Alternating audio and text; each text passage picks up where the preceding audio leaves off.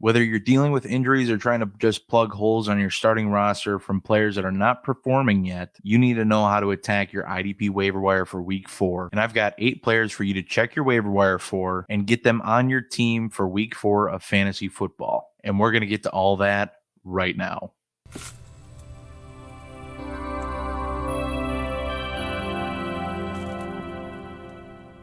So when I'm looking at my waiver wire, I'm always kind of in the mode of I want to prioritize players that are, really high priorities, players I want to get on my team and possibly throw into my starting lineup right away. Those players from me this week are Tay Crowder on the New York Giants and Logan Wilson on the Cincinnati Bengals. Now, starting off with Tay Crowder, the reason he's on this wire is because unfortunately Blake Martinez has torn his ACL and he is done for the season. He's not going to be back this year. Tay Crowder filled in admirably this weekend after literally only 5 snaps played by Blake Martinez, so it's a pretty safe bet that he's the guy you want to fill in throughout the rest of the season. He's not necessarily going to be that one-for-one replacement. He's going to be a bit of a downgrade still, but he still performed really well, like I mentioned. And if he's seeing 100% of the snaps on that defense who has underperformed this season and is playing a lot of snaps, you definitely want to get him on your roster. And I'd say that he's somebody you can probably slot in right away as a bona fide starter. The other player in this must-add column for me is Logan Wilson. And I'll be the first one to admit that I was a little lower on Logan Wilson. I just wasn't really buying into this linebacker core quite yet.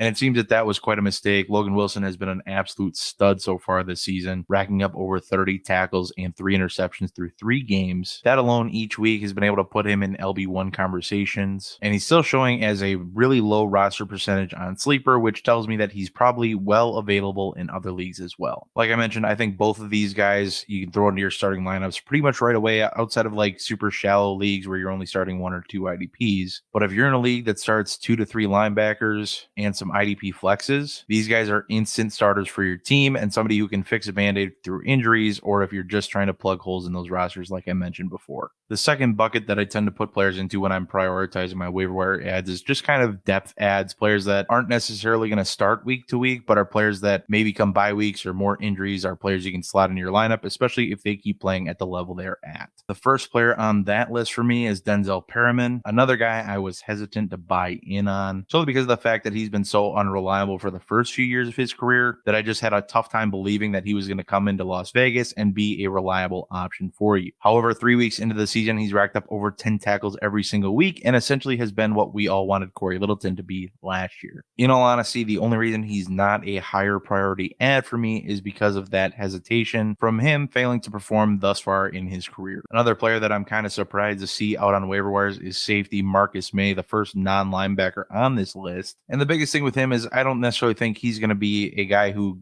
breaks a game for you on a week or necessarily wins you a week, but he's a guy who's playing right now on a bad defense and he's racking up that safe tackle floor you like to see out of a safety, and he does bring that big impact play for you that can give you a little boost each week. Moving on to another middle tier priority player, and that's Robert Quinn, DL on the Bears. And my big hesitation on him coming into the season was simply the fact that he just last year was just a shell of himself. It looked like he was washed. It looked like he must have been playing injured, but it just turns out maybe he just wasn't in a good scheme. Whatever the case is, it seems like this year he's back on his 2019 pace, the 2019 pace that netted him a large contract with the Chicago Bears. And I'd even say that he might be ahead of that pace. So if that can continue, you have a great value coming off the waiver wire for you this week. My big hesitation with him is he does have a factor of just kind of disappearing from time to time, but with how well he's been playing this far this season, I'm willing to take the risk. Moving on to the lower priority ads, a little bit of a less exciting ad column here, but they can't all be high priority every week. That's just not how waiver wires really work. But if you're in deeper leagues or need an upside swing or just somebody who can rack up points, here are some guys for you to look for. First player for me is one of my personal favorites, and that's CJ Mosley, a New York Jets linebacker. And while he had a down week 1, he's racked up 10 tackles in both weeks back to back since then. So I could say after taking essentially the last 2 years off, whether it be injuries or due to COVID reasons, he's kind of working his way back to his elite form. However, I don't think he's going to quite get there. So far, it doesn't seem like he has that elite playmaking upside that he brought before, and now he's just bringing you a safe tackle floor. Hashtag bars. But if you're in a deep league, it's somebody worth looking for. Another guy that kind of falls in that same bucket, that's Nasir Adderley, safety on the Los Angeles Chargers. And for me, if you can't get your hands on Marcus May, I think Nasir Adderley is a pretty safe bet. Had a quiet week 1, but racked up 9 tackles in both week 2 and week 3. And I think the only thing separating him and Marcus May is he just doesn't bring that type of